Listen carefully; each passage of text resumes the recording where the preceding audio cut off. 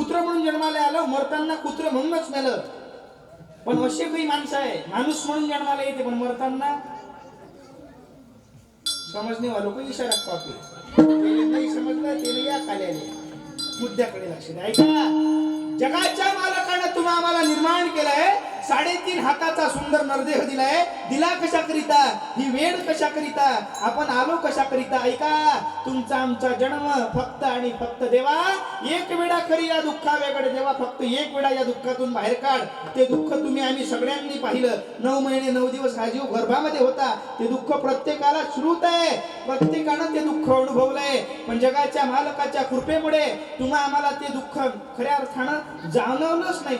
सोपं करून सांगतो काकू, आईच्या गर्भामध्ये तुम्ही आम्ही प्रत्येक जण होतो. आज एक तरी क्षण आठवते का तिचा? दादा, मातेच्या गर्भामधला दिवस आठवतो का? बोलत जा. अशी काही मीटर बसली का कोणावर बा कीर्तनात बोललो तर उद्या 500 रुपये बिल येईल, सप्ताह कमिटीवाले बिल घेऊन येईल. तुम्ही बोलत जा. असे डीम लाईट सारखे तोंड करू नका, असे फ्रेश बसा, हासरे बसा. काही तुम्ही काही जास्त टेन्शन घेऊ नका कोण्या गोष्टीचं. काकू, फ्रेश बसा, मोकळे बसा, हासरे बसा. चेहऱ्यावरचा आनंद कमी होऊ देऊ नका, कारण तो आनंद घेऊनच तुम्हाला आम्हाला इथून मंडपाच्या बाहेर जायचंय. आणि तो आनंद घ्यासाठीच इथं यायचंय. इथं आल्यावरही जर इथं नसा पा काही जणी घरीच आहे, नाही गॅस बंद केला असून न्यावं, उतरवला असं गंज खाली परत देणं नाही आला असून काय बुवा खर्चावर जास्त घेतली असून काय होत त्याच्यातच आहे. सांगण्याचा मुद्दा पहा, मी सांगत होतो मग बैठकीनं तिकडे गेलो तुम्ही अभंग सोडू द्या मला. आलिया संसारा उठा वेग करा, शरण जा उदारा पांडुरंगा. महाराज म्हणतात संसारामध्ये या 3.5 हाताचा नरदेहाचा जन्म, या 3.5 हाताच्या शरीराचा जन्म झाला आणि हा संसारामध्ये जन्माला आला. ऐका, आलिया संसारा उठा वेग करा, शरण जा उदारा पांडुरंगा, शरण जा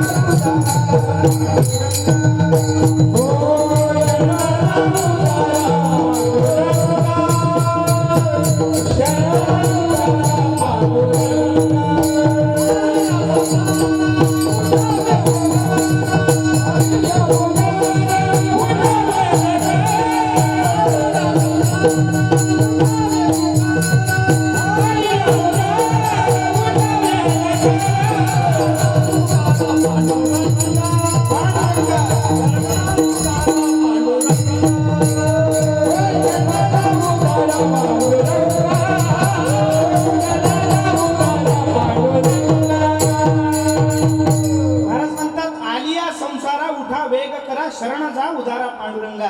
महाराजांनी शब्द वापरलाय उठा, आणि उठा हा शब्द फक्त तुकाराम महाराजांनीच नाही तर या कलियुगात सुद्धा एक तुकाराम महाराज अवताराला आले. आपल्या जिल्ह्यामध्ये वंदनीय राष्ट्रसंत तुकडोजी महाराजांच्या रूपाने त्यांनी सुद्धा तो शब्द वापरला का उठा. उठा जागे वारे आता, उठा. महाराजांनी सांगितलंय आओ आओ इसे जगाएंगे, बालवीरो भारत को अपनाएंगे. की काय, बालवीरो उठो तुम तो ऋषियों की संतान है, प्यारा हिंदुस्तान है, गोपालों की जान है. कोण जागवलं? संतांनीच जागवलंय. संतच जागवण्याकरता येतात. संतांमध्ये तेवढी ताकद आहे आणि संतांच्याच जागवल्याने हा जीव उठणार आहे. कोणी जागवाले आला तर उठत नाही. आता पोरं आपले लहान लहान झोपलेच राहायचे. 8ही सूर्य डोक्यावरून जाते, 12ही वाजते ते उठत नाही.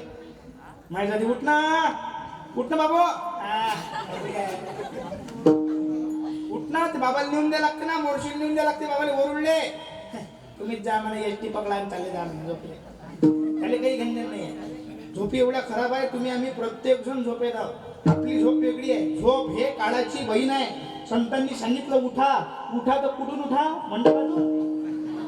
कुठून उठा? उठा. अज्ञानाच्या निद्रेतून तुम्ही आम्ही उठा. आणि अज्ञानाच्या निद्रेमधून उठल्याशिवाय तुम्हा आम्हाला ज्ञानाचा प्रकाश प्राप्त होणार नाही. आणि अज्ञानाच्या निद्रेतून तुम्हा आम्हाला उठवण्याकरता संत येतात. तुम्ही आम्ही प्रत्येक जण झोपेत आहोत. काही गंजन नाही. फक्त माझं घर, माझं वावर, आमची माती, आमचे माणसं, त्याचे धांडे, त्याचे कंस, हुरडा काही गंजन नाही. झोपी एवढ्या खराब आहे आपल्या. शपथ सांगतो, काही लोक तर असे झोपते असं वाटते का वघार बांधली. झोपून द्या ह्या खोलीत निघते तो दुसऱ्या दिवशी सकाळी त्या खोलीत काही तर असे झोपते काकू पाहुणे येते काही आपल्या घरी तर मन गेला का पाहुणा आला गेला खोलीत झोपायला काही वेळा आपण जाऊ पाहायला त्याने असाच करते जाऊ उघडे परत काही पाहुणे तसे आहे ना काही तर असे आहे बाबाजी म्हणजे असं वाटतं डोळे उघडेच आपल्या उठणं काय झालं झोपत नाही काय डोळे झोपत तसे आहे डोळे थोडी डोळे वरतून थोडा मग थोडा शपथ सांगताना काही नाही ना एवढ्या झोपी खराब आहे पैकी लोक तर झोपीत निराश आहे ब्लँकेट असते काही चादर बेडशीट टाका घासू घासू बेडशीट एवढी फाडून ठेवते काकू माझ्या घरी पाहुणा आला मी अनुभव सांगतो शपथ खोटंच घेतो पाहुणा आला बेडशीट काढली नवीन म्हटलं नवीन नका घेऊ जुनी घेणार नाही म्हणे पाहुणा महिना म्हणतो बेडशीट आतरली बाबाजी बेडशीट टाकली तिच्यावर झोपला तो दुसऱ्या दिवशी सकाळी मी गेलो म्हटलं आता भाऊजी गेले म्हटलं सत्य बरोबर करा पाय दुख त्याने बेडशीट एवढी फाडून टाकली होती टाकली काही खिपलं होते लेखाच्या बेडचे पत्ते बांधून आले एवढ्या झोपी खराब आहे काही लोकांच्या अधिक तो उठला मला काय म्हणते येतो जी म्हणते येईन म्हणते 8 दिवसांना अधिक म्हणते येऊच नको तो येशील ते ती बेडशीट सगळ्या जो बॅगीत आठवण ना झोपा जो या झोपेत आहो तुम्ही काही काही लोक ते एवढे भयानक आहे ना म्हटलं असेच जर पाहुणे येत राहील तर बेडशीटचा धिंगाणा असे पाहुणे येणं बंद करा पाहुणे आम्हाला काही पाहुण्याची नवई नाही आहे 15 हप्ते झाले का 8 दिवस झाले का 3 दिवस झाले का पाहुणा ठेवलाच आहे तोही मुक्कामी त्याच दिवशी रात्री 10:30 वाजता दरवाजा वाजला ओ महाराज महाराज जमलं योगाच्या गोष्टी आहेत ओ महाराज आलं बाई कोणतरी मी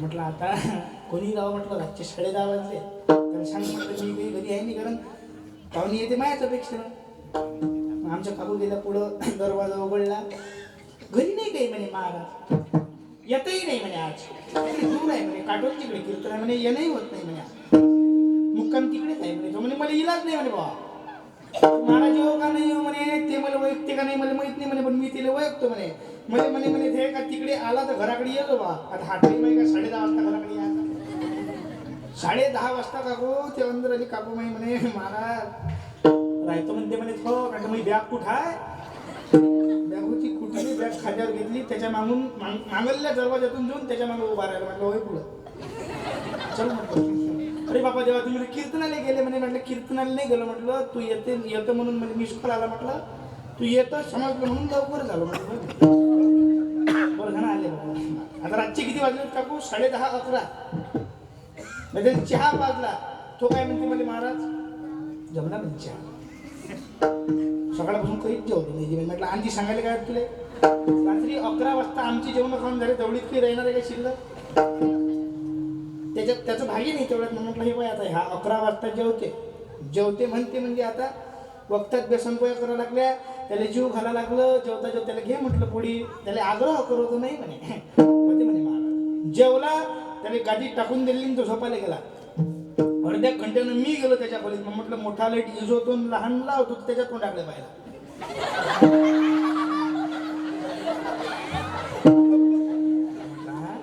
म्हटलं का आ करते रे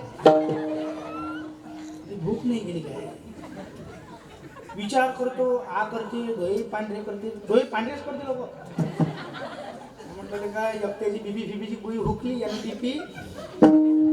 बीपीची गोळी हुकली म्हटलं याला आता फालतू आपत आली म्हटलं का आपल्यावर त्याच्यापाशी गेलो त्याच्या नाकाच्या बाहेर बोट नेलं असं म्हणजे श्वास चालू आहे का बंद आहे पहा श्वास चालू होता बोट काढून घेतलं नक्की म्हटलं हा आ करते जिवंत आहे याला मग आग्रह करो हा शरमला त्याची भूक नाही गेली काकूली उठलो आईने म्हटलं उठना आईने म्हटलं पोळी आई म्हणे उठवा म्हणते म्हटलं त्याला उठवायचं नाही त्याला झोपीतच जीव घालतो म्हटलं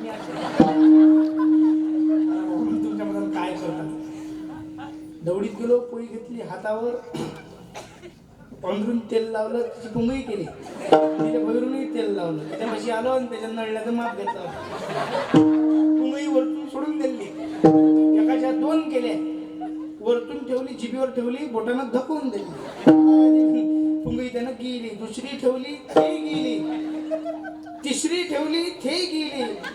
अधिक काही वेळानं उठून उभा झाला नाही. आत्ता बरोबर आतापर्यंत का तुला मग घे म्हणून त्या नाही म्हटलं. झोपीत खायची सवय असते पैकी. म्हणजे एवढ्या झोपा खराब आहे. मी सांगत तुला काय होतं, तुम्ही आम्ही प्रत्येक जण अज्ञानाच्या निद्रेमध्ये एवढे झोपीत गेलो.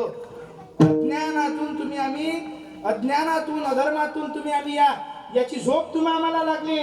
संत वेळोवेळी उठवण्याकरता येतात.